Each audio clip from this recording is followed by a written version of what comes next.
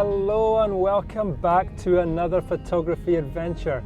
Now this afternoon I'm heading out to some fresh pastures, some new landscapes that I haven't really explored before. I did one vlog from out this way, I think way back when lockdown first started in the springtime. I might revisit that same location, but I'm going to try and scout more areas, some are different if I can. Just trying to find some new landscape to shoot because, you know, with lockdown we can't really move too far away from where we're staying, so I don't have the option to go and explore further around Scotland, but I can explore and find new things closer to my doorstep. So that's what we're doing tonight. We're heading towards a small village in the middle of nowhere called Hunam, and out that way we're going to try and find some compositions. Let the adventure begin.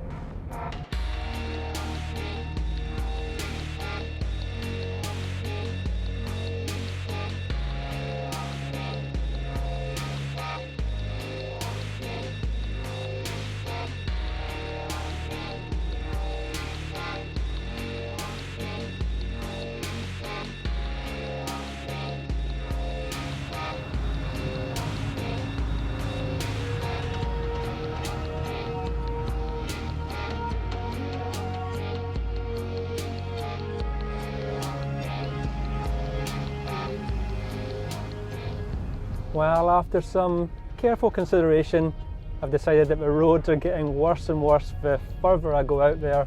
So I'm going to turn around from here before I get into some really steep downhills and I might never be seen again. So I'm going to head back to the panoramic composition that I did shoot last spring and see what I can come up with at this time of year. It's going to be obviously very white and the sun is going to be setting at a completely different angle now. So yeah, we'll go and experiment and see what we can come up with.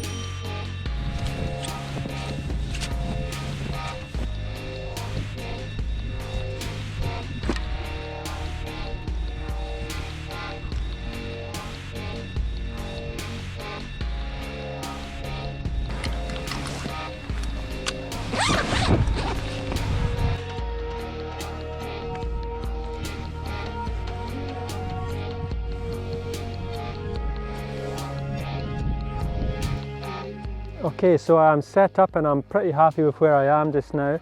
I have now just been fine-tuning all my settings, making sure my exposure is nice. The exposure is actually a lot easier this time compared to when I was here the last time in the spring, because the sun is now so far over here, whereas the last time it was setting almost behind the Eildon Hills, so there was a big difference between the left-hand side of my photo and the right-hand side of my photo. But now it's pretty much the same exposure throughout the whole panoramic shot. So I lock in that one exposure and it's pretty straightforward. I've locked in focus, then flicked it to manual so that it's not changing throughout each picture. And I think I'm stitching around about 8 to 10 photographs for this particular panorama. I'm pretty happy with the first one I've done, but I think this sky might get even nicer. So I'm gonna obviously be very patient, have a cup of tea and see what nature provides for us this evening. In case anybody is interested, the actual settings I'm using at the moment are ISO 50, f14, and the shutter speed is around 1/20th of a second. With the tripod and no wind, that is absolutely no problem at all. The camera's not moving or shaking. f14 is giving me nice sharp focus throughout the whole image because there's nothing close to the foreground when I'm shooting here.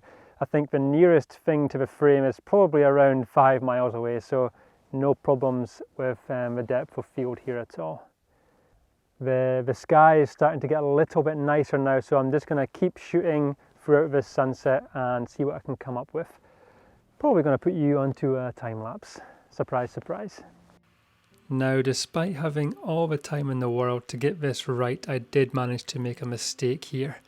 Somewhere either on the camera lens or the sensor there was a black smudge which I didn't notice at the time, and this black mark repeated by giving me a dark band through each of the images I stitched together in my panorama.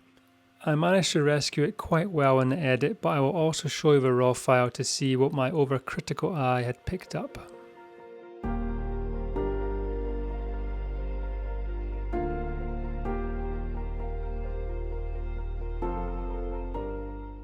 So as you can see, the edit actually did turn out not too bad and it looks quite clean, but when you see the raw file you can see the dark band here, here, here, here, here and here.